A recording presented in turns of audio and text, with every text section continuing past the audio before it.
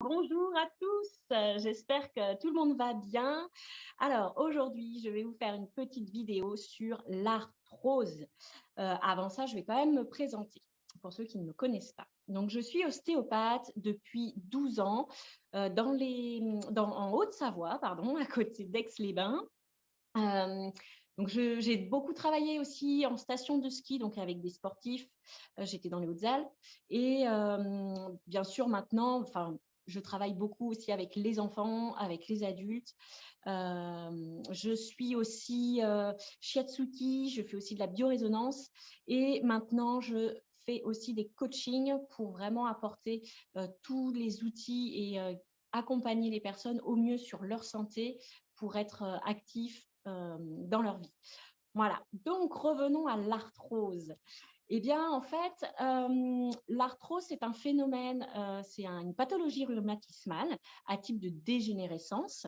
C'est une pathologie qui vient abîmer en fait le cartilage, créer des petites aspérités. Donc, ce qui fait que le cartilage va frotter comme ça va créer les petits bruits qu'on peut entendre au niveau cervical, comme le sable. Ça peut aussi faire craquer l'articulation au niveau des genoux notamment, etc. Euh, et donc, vous allez avoir ce frottement, le liquide synovial qui va se raréfier et donc le phénomène va s'aggraver. Et vous allez aussi avoir une petite fabrication d'ostéophytes. Donc, c'est ce qu'on appelle les becs de perroquet au niveau notamment de la colonne lombaire. Voilà. Donc, toutes ces choses-là réunies, à un moment donné, risquent de créer des douleurs et en tout cas limitent aussi le mouvement dans la mobilité.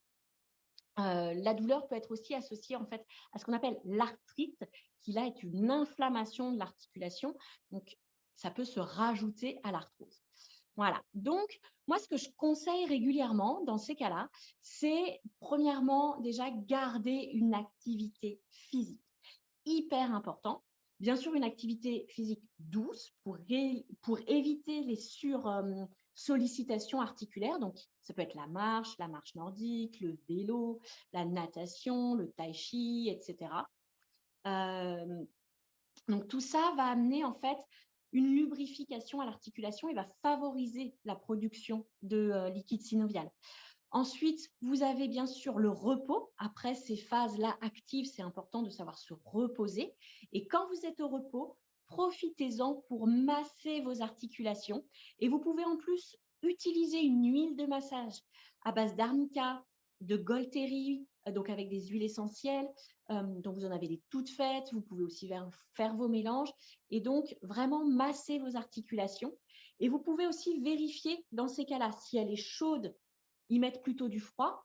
Et si elle est plutôt froide ou à type vraiment rigide, là, vous pouvez y mettre du chaud.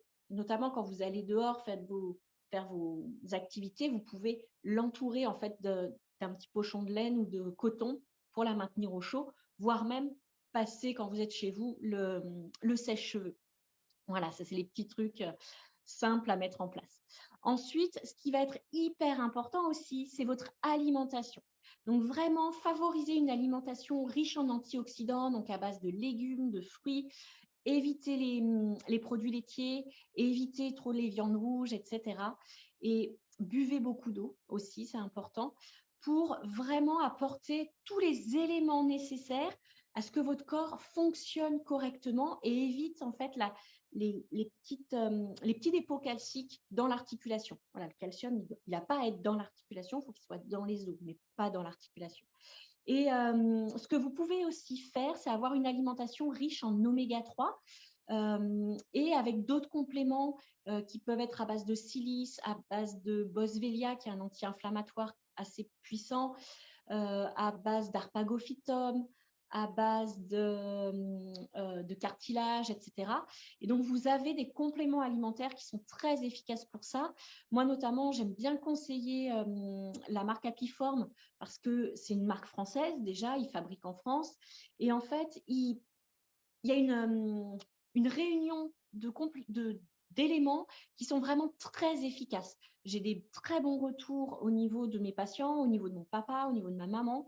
Moi, j'ai la chance de ne pas avoir d'arthrose, mais voilà, en tout cas, ce sont des compléments qui sont très, très bien. Ensuite, qu'est-ce que je peux vous conseiller d'autre? Ah, bien sûr, l'état d'esprit aussi.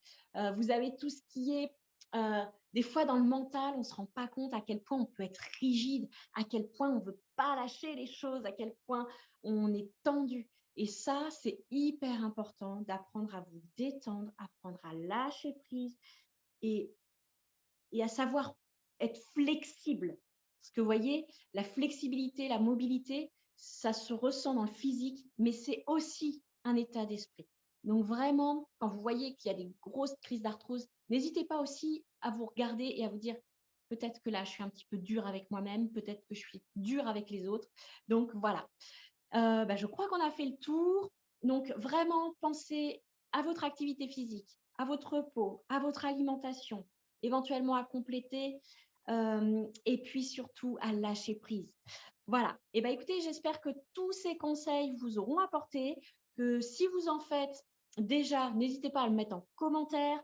Vous pouvez également me dire ce que vous allez tester maintenant grâce à cette vidéo, ce que vous ne connaissiez pas. Voilà, je suis là aussi pour partager, pour répondre à vos questions. Donc, n'hésitez pas, vous mettez les petits commentaires. Et puis, au plaisir de vous retrouver pour une autre vidéo. Ciao, ciao!